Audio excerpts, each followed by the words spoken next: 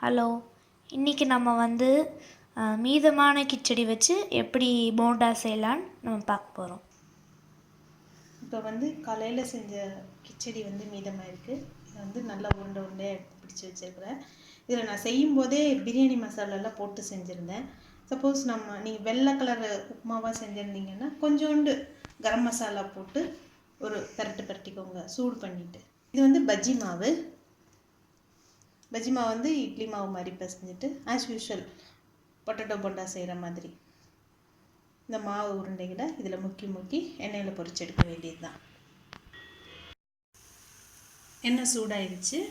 இப்போ ஒன்று ஒன்றா பொரித்து எடுத்துட வேண்டியது தான். அவ்வளோதான், சிம்பிள்.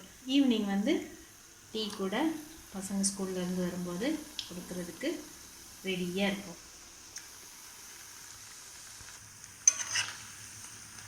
நல்லா வெந்துருச்சு போண்டா எல்லாமே. எடுத்துடலாம். இப்படி பண்ணும்போது நமக்கு எண்ணெய் எல்லாம் கிச்சடி மிச்சமானது தூக்கி போட வேண்டியதில்லை. போண்டாவும் ஆச்சு.